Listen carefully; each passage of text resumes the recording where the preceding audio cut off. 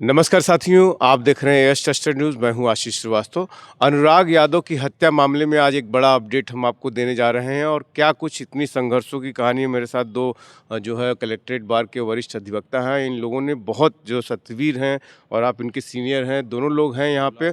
और गुलाब यादव जी और जिलाधिकारी की कोर्ट में लालता ने तमाम दलीलें उसके अधिवक्ता पेश कर रहे थे। क्या कुछ हुआ है पूरा नज़ारा हम आपको सुनवाते हैं, क्योंकि पूरी जनता जो है उत्तर प्रदेश ही नहीं पूरे देश में जो है इसको न्याय को लोग लड़ाई को लेकर के तमाम कमेंट्स करते थे, कब घर गिरेगा, कब आदेश होगा जिलाधिकारी का।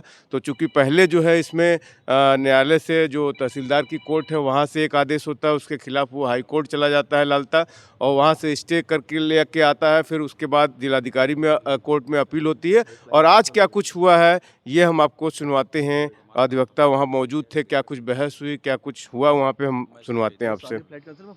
क्या हुआ है सर आज जिलाधिकारी कोर्ट में? जिलाधिकारी महोदय के कोर्ट में आज जो है पेशी थी और इसके बाद जो है वो अपील अपनी लेकर के आए थे लालता की तरफ से। तो आज अपील की वही सुनवाई थी और इसमें मैं सतवीर सिंह और सीनियर वकील दो चार लोग हम लोग थे साथ में, उनके भी अधिवक्ता थे। तो बहस हुई, बहस अच्छी खासी हुई और उन्होंने तमाम जो है इधर उधर का जो है हाई कोर्ट से तमाम दलीलें भी लेकर लाए, लेकिन हाई कोर्ट से भी उनको कोई रिलीफ नहीं था।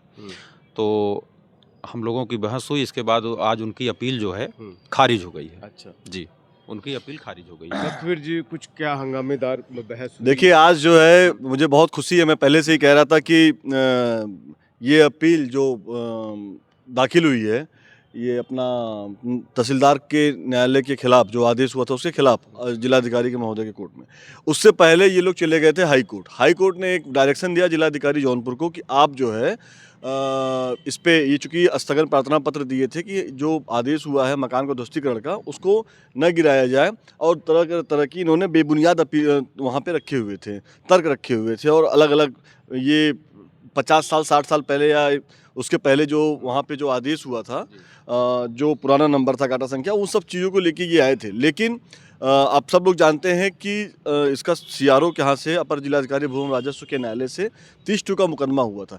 30-2 के मुकदमे से सीधे सीधे उसमें फाट पड़ गया था, क ख ग अलग हो गया था। क बंजर खाते की भूमि है, और रिपोर्ट में स्पष्ट रूप से लिखा गया था, जो आरआई की रिपोर्ट थी उसमें लिखा गया था कि क वो बंजर खाते की भूमि है और बंजर खाते की भूमि पे बना हुआ अवैध मकान जो लालता का है। तो वो रिपोर्ट के आधार पे तहसीलदार ने उसको आदेश किया कि भैया इसको तत्काल प्रभाव से आप गिरा लीजिए, और ध्वस्तीकरण का तत्काल प्रभाव से आदेश कर दिया। लेकिन उसके खिलाफ ये लोग सीधे हाई कोर्ट भाग गए। हाई कोर्ट से फिर उन्होंने क्या हुआ, डायरेक्शन लेके आए। लेकिन उसी बीच में उन्होंने जिलाधिकारी के न्यायालय में एक अपील भी दाखिल की और कि हमारा मकान जो है जो ध्वस्तीकरण का आदेश है वो गलत हुआ है, नहीं होना चाहिए। और तब तक इन लोगों ने पीठ पीछे हाई कोर्ट से भी एक डायरेक्शन लेके आए। लेकिन वहाँ पे हाई कोर्ट ने इनको कुछ दिनों की मोहलत दी कि इतने दिन के अंदर इनका मकान नहीं गिरेगा, और जिलाधिकारी को ये निर्देशित किया कि आप जो है इस पे इनके स्थगन प्रार्थना पत्र पर सुनवाई करके निस्तारण करिए। लेकिन मुझे खुशी इस बात की है कि आज जब वो फाइल पेश हुई तो सरकारी अधिवक्ता तो थे ही, कलेक्ट्रेट अधिवक्ता संघ के वर्तमान अध्यक्ष घनश्याम सिंह जी, पूर्व अध्यक्ष श्री विजय प्रताप सिंह जी, पूर्व अध्यक्ष श्री उदय प्रताप सिंह जी, मैं, गुलाब भाई, तमाम हमारे कम से कम 10-15 अधिवक्ता थे। और जिलाधिकारी के न्यायालय में बहस हुई।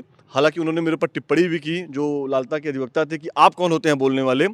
लेकिन मैंने उनको उत्तर दिया और सारे अधिवक्ताओं ने उत्तर दिया कि ये मामला सिर्फ एक व्यक्ति का नहीं है, ये मामला जो है वो जनहित से जुड़ा है, सरोकार से जुड़ा है, तो आप इस तरह से बात नहीं कर सकते हैं। और मुझे खुशी इस बात की है कि जिलाधिकारी ने भी स्पष्ट रूप से कहा कि इसमें कोई गुंजाइश नहीं है, और मैं जिलाधिकारी को धन्यवाद देता हूं। उन्होंने कहा कि कुछ गुंजाइश बची नहीं है। मैं वहाँ पे मौके पे गया हूं और मैं देख के आया हूं, मौके से वाकिफ तो मैं इसमें बिल्कुल भी कोई आपकी दलील, कोई तर्क नहीं रखती है, और मैं इसको खारिज करता हूँ। तो जिला अधिकारी महोदय ने तत्काल प्रभाव से उसको खारिज कर दिया, और सारे अधिवक्ताओं ने एक सर में कहा कि सर ये बहुत ही मतलब गलत है, हुआ है, इस तरह की चीज़ें नहीं होनी चाहिए। एक अबोध बालक की हत्या हुई है, और जिस तरह से 1 साल लग गया इसको तहसीलदार के न्यायालय में, 1 साल लग गया लगातार। हम सब लोगों ने निरंतर इस बात को कहा कि जो है भैया देखो इसका नहीं है, वो लड़का मारा गया है, उसकी ज़मीन गई है, और उसके साथ न्याय होना चाहिए। न्याय की लड़ाई में अधिवक्ता तो खड़ा ही था। मुझे खुशी इस बात की है कि आशीष भाई आपने भी बहुत मेहनत की है, और आपके साथ जो और भी पत्रकार हैं, चाहे वो राजन हो, चाहे सुशील हो, जो भी लोग हैं, उन सब लोगों ने बहुत मेहनत करी है। और उसका प्रतिफल आज ये है कि आज जो उस मकान को ध्वस्तीकरण के लिए जो स्थगन था, एक दूसरा जो उन्होंने उस मकान अपील दाखिल की थी अपीली न्यायालय में, जिलाधिकारी के न्यायालय में, दोनों को जिलाधिकारी ने खारिज कर दिया और उस मकान को गिराने का आदेश मुझे लगता है हो गया है। अब वो मकान कब गिरेगा ये सरकार के पास है। अब आप सवाल करेंगे कि कब गिरेगा, अब मैं इसको आपके ही पाले में डालता हूं कि आप मीडिया के साथी हैं, आप यहाँ के कैमरा उठाइए और मंत्री के पास जाइए, गिरीश चंद्र यादव के पास, आप चले जाइए भारतीय जनता पार्टी के विधायकों के पास, आप चले जाइए जो भी उनके नेता हैं, उनसे इस बात को कहिए कि योगी आदित्यनाथ जीरो टॉलरेंस की बात करते हैं।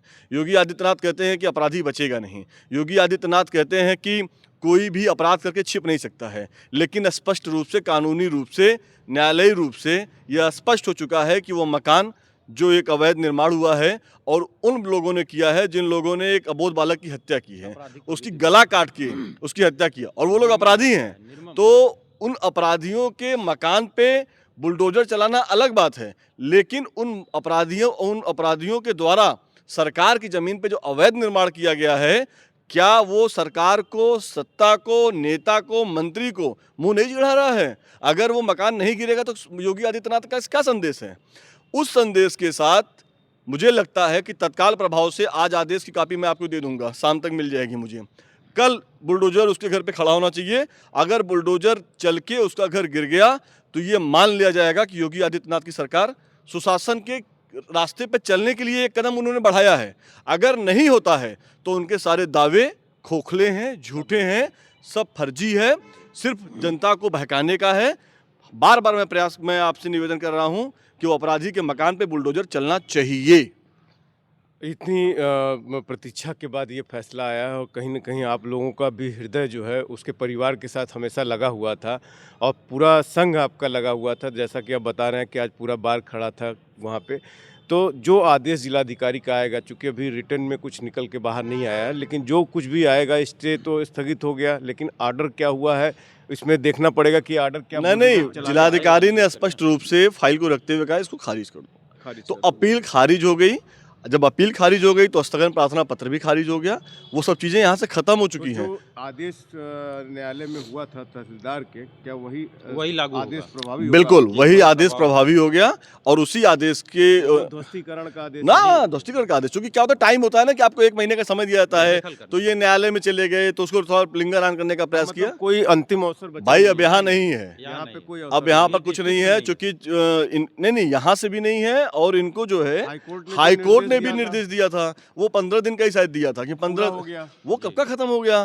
तो जब वो खत्म हो गया तो ये जो न्यायालय में मामला चल रहा था, तो चूंकि क्या है कि हमारे यहाँ हड़ताल भी थी भ्रष्टाचार को लेके, कंडोलेंस हड़ताल, इन सब चीज़ों को लेके वो हो नहीं पा रहा था।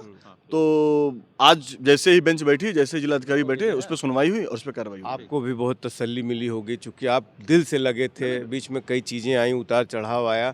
अब आप कैसा महसूस कर रहे हैं? बार कैसा महसूस कर रहा है? देखिए, एक चीज़ मैं स्पष्ट रूप से बता दूं, मुझे तकलीफ थी, मैंने उस दिन आपके कैमरे में बता दिया कि उनके पिताजी ने कहा कि मैं किसी व्यक्ति, अमुक व्यक्ति के लिए खून दे दूंगा। उस अमुक व्यक्ति का क्या योगदान उनके लिए है मुझे पता नहीं है, लेकिन क्या है कि मैंने आपसे कह दिया था उस दिन कि ठीक है, मैं तो परिवार के साथ हूँ, मैं अनुराग के परिवार के साथ हूँ। मैंने पहले भी कहा था और आज भी कह रहा हूँ, गुलाब भाई हम लोग को एक पैसा नहीं लेते, गुलाब भाई भी उसकी सुबह है, हम लोग 4 आना नहीं लिए उसमें, और हम लोगों ने कहा पेशी नहीं लेते थे, हम लोग फ्री हम लोग मतलब किए हैं, कोई वकालत पर कोई पेशी नहीं लिए, क्योंकि वह एक नाबालिग बच्चा जिसकी निर्मम हत्या की गई है, न कि मतलब वह कोई ऐसा व्यक्ति था, मतलब वो तो हमारे देश का बल्कि होने वाला होनहार बालक था, वो ताइक्वांडो का खिलाड़ी था जो अभी स्टेट लेवल से खेलने जा रहा था, उसकी निर्मम हत्या की गई है। और हम लोग वहाँ पर विदाउट फीस मतलब मुकदमा जो है लड़े हुए हैं, कोई उस पर जो है पेशी नहीं लिए हैं। आपको कितना सुकून मिला? अरे बहुत सुकून है बॉस, मुझे तो आज खुशी इस बात की हो रही है कि एक मैंने जो संकल्प लिया था कि एक ऐसा मुकदमा मैं लड़ने जा रहा हूं जिसमें सत्ता से लड़ाई है मेरी। मैंने इस बात को कहा था कि हम सरकार से लड़ने जा रहे हैं, सरकार की जमीन को छुड़ाने के लिए हम सरकार से ही लड़ रहे हैं। एक पक्ष उसके साथ खड़ा था, विरोधी के साथ खड़ा था, एक हम अधिवक्ता लोग उस बेचारे के साथ खड़े थे जिसकी निर्मम हत्या हुई है, उसके परिवार के साथ खड़े थे। अब दूसरी लड़ाई ये है कि उस मकान को ध्वस्त करा के वहाँ पे एक बढ़िया पार्क वार्क बने, और मुझे लगता है अनुराग की मूर्ति भी वहाँ लगनी चाहिए। वो हम सब लोग चंदा-चुंदी करके कराएँगे। वो खिलाड़ी है। उससे प्रेरणा लोगों को जाए कि गलत काम का ये होता है फल। और दूसरा चीज़ ये है कि एक मैसेज लोगों को जाए कि भाई आप बचपन से ही खेलो, क्रीड़ा स्थल बने वहाँ पे, और लोग आएँ अनुराग के बारे में, और उसके बारे में लिखा जाए, उसकी एक मूर्ति अच्छी लगे, एक संदेश, चूँकि वो अमर हो गया है। और आप लोगों ने खास तौर से, और मुझे खुशी इस बात की है कि आपके चैनल ने और आप सबके साथियों ने, जो भाई साहब आप लोगों ने किया है, वो कोई करता उरता नहीं है। आप लोग भी निष्पक्षता से, जिस तरह से आप लोगों ने इस खबर को चलाया, फॉलो अप किया, लगातार लोगों से बात की, अभी आप कहाँ हो, क्या कर रहे हो, फाइल देखा कि नहीं देखा, तो आप सब लोग भी एक तरह से आप समझ लीजिए कि आप लोग भी एक पार्टी की तरह हमारे साथ काम कर रहे थे। आप भी एक अधिवक्ता के रूप में काम कर रहे थे। तो मैं आपको और आपके सभी साथियों को बहुत धन्यवाद देता हूँ और बधाई देता हूँ। तो साथियों देखिए, एक बहुत बड़ी जीत है ये। आज जो है जिलाधिकारी ने खुद संज्ञान लिया कोर्ट में। उन्होंने कहा भी कि वो मैं मौके पे भी गया था और मैं सब चीज़ें जानता हूँ, और ये कहीं से भी ये मामला टिकने लायक नहीं है, और उन्होंने खारिज कर दिया है। अब जो आदेश पहले तहसीलदार कोर्ट में हुआ था ध्वस्तीकरण का, वो एज़ इट इज़ अब बना हुआ है। हाई कोर्ट ने भी उनको राहत दी थी कुछ दिनों की, लेकिन वो भी अब ख़त्म हो गया। तो निश्चित रूप से जैसा सत्यवीर भाई कह रहे हैं कि कल उनके दरवाजे पर किसी भी समय बुलडोज़र जो है खड़ा हो सकता है। अब देखना ये होगा कि बुलडोज़र चलता है या नहीं, या सत्ता का दबाव अभी भी काम कर जाता है, क्योंकि अब कोर्ट प्रोसीडिंग है। कोई बाहर का ऐसा व्यक्ति नहीं है कि कोई ऑफिसर उस पर दबाव डाल दे। कोर्ट का आर्डर है। अब देखना ये होगा कि ये जो जीरो टॉलरेंस योगी जी की सरकार या योगी जी कहते हैं, वो कितना प्रभावी होता है। अगर बुलडोज़र चल जाता है तो ये माना जाएगा कि वाकई ये जीरो टॉलरेंस है। जिलाधिकारी को बधाई और जिलाधिकारी को इसमें हम अपनी तरफ से बधाई देते हैं कि मतलब कि उन्होंने उस दर्द को महसूस किया। लगातार परिवार जब भी मिलना चाहता था मिलते थे, और वो परिवार को सुरक्षा भी उन्होंने प्रदान की थी, और अभी तक वो सुरक्षा बरकरार है। तो निश्चित रूप से कल की तस्वीर देखने लायक होगी। एएस ट्रस्टेड न्यूज़ के लिए आशीष श्रीवास्तव, जौनपुर।